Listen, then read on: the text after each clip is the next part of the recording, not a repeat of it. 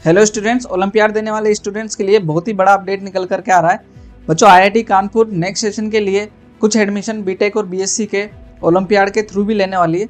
तो बच्चों, आज की वीडियो में हम देखेंगे कि ये जो प्रोसेस होने वाला है, ये प्रोसेस क्या रहेगा, इसका क्राइटेरिया क्या रहेगा, किन ब्रांचों में उन स्टूडेंट्स को एडमिशन मिलने वाले हैं, क्या इसकी टाइमलाइन रहेगी, सारा जो है हम इस वीडियो में कवर करने वाले हैं। तो बच्चों, बने रहेगा हमारे साथ में। सबसे पहले हम देख लेते हैं यहाँ पर जो है एलिजिबिलिटी क्राइटेरिया। सबसे पहले जो एलिजिबिलिटी क्राइटेरिया है उसके अंदर बच्चों आप देखेंगे कि जो आईआईटी का जो प्रोसेस है, जो एज लिमिट है और जो आपके चांसेस जो हैं आईआईटी एडवांस के, तो वही सारे जो है यहाँ पर रहने वाले हैं। जैसे कि the prescribed age limit of the candidate should be same age the JEE advance. जो जेईई एडवांस में रहती है वही उसी तरीके की। जैसे कि बच्चों, the candidate should have appeared in class 12th, या तो क्लास 12th में हो, और equivalent examination for the first time either year of IIT Kanpur जो है फर्स्ट टाइम दे रहा हो, और प्रीवियस ईयर या फिर उससे पहले साल दिया हो। उससे ज़्यादा पुराना अगर स्टूडेंट होगा तो वो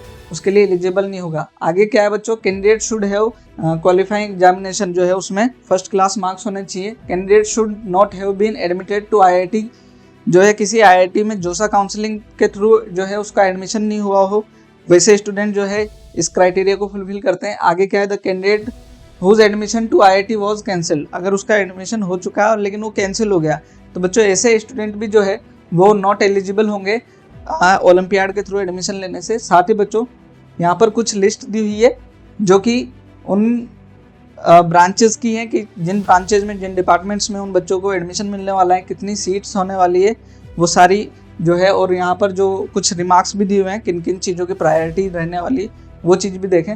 तो जो है यहाँ पर उन बच्चों को एडमिशन मिलने वाला है बच्चों बायोलॉजिकल साइंस एंड इंजीनियरिंग में, यहाँ पर 2 सीट हैं। फिर कंप्यूटर साइंस में इंजीनियरिंग में 6 सीट्स हैं आपकी, केमिस्ट्री में 2 सीट्स है, इकोनॉमिक साइंस में 3 सीट्स हैं, और मैथमेटिक्स एंड स्टैटिस्टिक्स में 4 सीट्स हैं।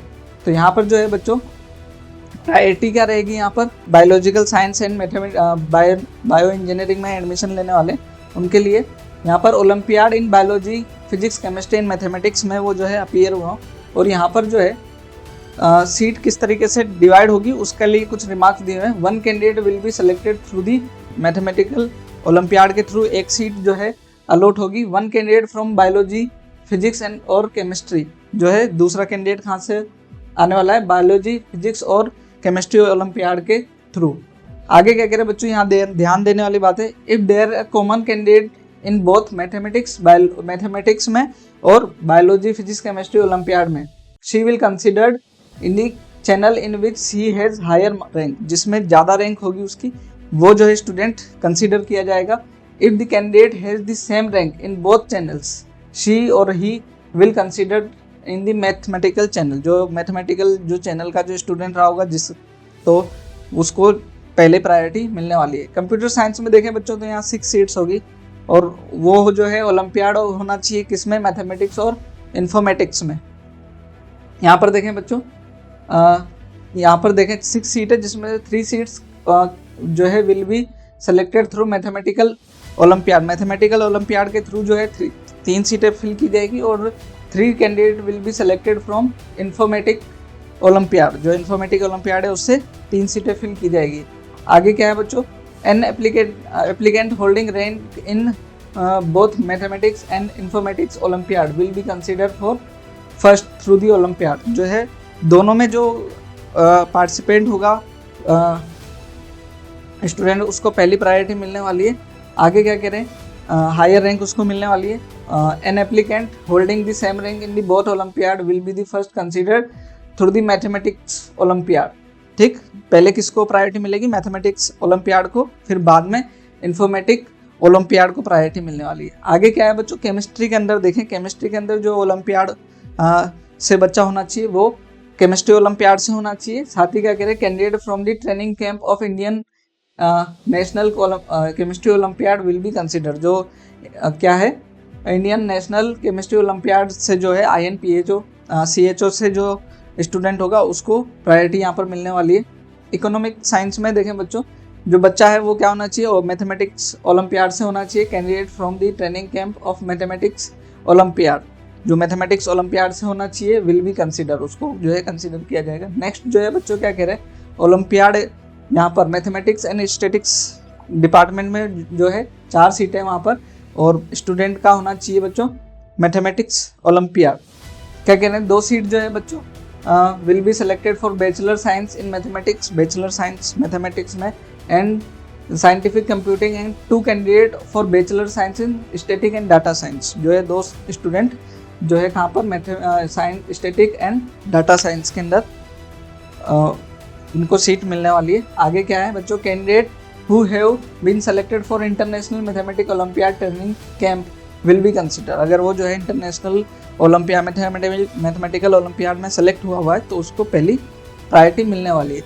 बच्चों कुछ जो है यहाँ पर सिलेक्शन के लिए कमेटी बनाई गई है। उस कमेटी में कौन कौन लोग हैं, यहाँ पर कन्वेयर है, जो डीन होंगे वो एकेडमिक अफेयर के होंगे।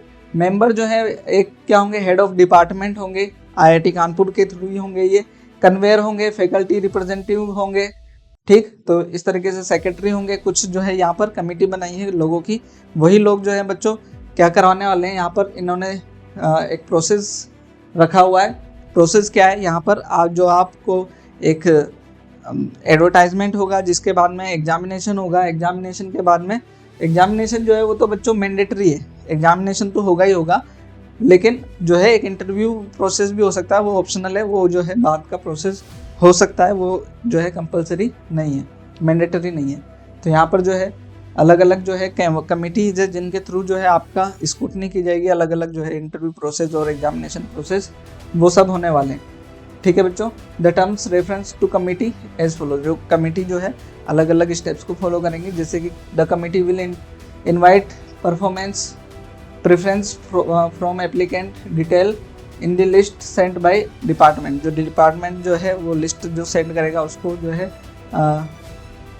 प्रेफरेंस मिल देने वाली। Committee will from each list pick the top applicant. जो लिस्ट जो मिलेगी उसको क्या है वहाँ पर एक स्टूडेंट जो है टॉप स्टूडेंट को उनको सेलेक्ट करना है। तो इस तरीके से जो है कमेटी का काम रहने वाला है बच्चों अलग अलग। In the first round of admission committee will send out the offers so generate to the representative candidate. ये सारे जो प्रोसेस है बच्चों ये कमेटी के थ्रू होने वाले हैं। The candidate will be given deadline to reject और एक्सेप्ट द ऑफर्स। जो कमेटी जो है स्टूडेंट्स को ऑफर भी जनरेट करेगी एडमिशन के लिए, और जो है रिजेक्शन के लिए या उसमें जो कुछ करेक्शन है उसके लिए भी जो है आपको कमेटी जो भी डेडलाइन होगी उसके थ्रू जो है कमेटी के थ्रू ही वो प्रोसेस होने वाला है। If all the offers are accepted the admission process conclude here. जो है जितना भी प्रोसेस होगा वो आपको जो भी लिंक जो भी ऑफर सेंड किया जाएगा उसके थ्रू होने के बाद में जो है ये प्रोसेस कंप्लीट होगा। टाइमलाइन देख लेते हैं बच्चों। टाइमलाइन जो है यहाँ पर क्या होने वाली है, द पार्टिसिपेंट जो है मैं आपको ओवरऑल बता देता हूँ टाइमलाइन का। तो ये बच्चों फर्स्ट वीक ऑफ मार्च से लेकर के जब ये जोसा काउंसलिंग आपकी स्टार्ट होगी तब तक इस प्रोसेस को भी कंटिन्यू रहना है। जैसे ही आपकी जोसा काउंसलिंग एंड होगी उसी के तुरंत बाद ही आपको भी जो है एडमिशन का जो भी फाइनल रिजल्ट होगा वो अनाउंस किया जाएगा। वो क्या क्या होने वाले हैं एक बार देख लेते हैं। क्या the participating department will advertise the call for the applicant for admission through olympiad in the first week of March. First week of March में क्या करेगी, एक एडवर्टाइजमेंट कॉल जो है जनरेट करेगी ताकि जो है स्टूडेंट अपने जो एप्लीकेशन है वो सबमिट करा सकें। The participating department will scrutinize the applicant by 3rd week of April. जो स्क्रूटनी करेगी एप्लीकेंट्स की, उसके बाद में रिटर्न एग्जाम होगा फर्स्ट वीक ऑफ मई में क्या होगा आपका रिटर्न एग्जाम होने वाला है। The selection procedure including the evaluation of return exam and interview if conducted. जो है एग्जामिनेशन तो होगा, इंटरव्यू जो है ऑप्शनल है, वो मैंडेटरी नहीं है। If conducted will conclude by 3rd week of May. 3rd week of May तक आपका जो है क्या होगा एग्जाम कंडक्ट होगा। The list of candidate recommended by the department level selected procedure for each program will reach the institute level selection committee by 4th week of May. जो ये बच्चे होंगे इनकी लिस्ट जो है 4th ऑफ मई तक जो है कमिटी तक पहुंच जाएगी। The institute level selection committee will send out the round first round of admission offers in the second week of June. जो बच्चे जो सेलेक्ट होंगे उनकी जो है लिस्ट जो है सेकेंड वीक ऑफ जून तक सेंड कर दी जाएगी उन स्टूडेंट्स की। The third round of admission will end at least 7 days prior to start first round of JoSAA counselling. JoSAA counselling है उसके स्टार्ट होने के से 7 days पहले ही जो है थर्ड राउंड आपका कंप्लीट हो जाएगा। जो है लास्ट जो रहेगा बच्चों, the final opening and closing dates to send out the admission offer will be announced after the date of JoSAA counselling. JoSAA counselling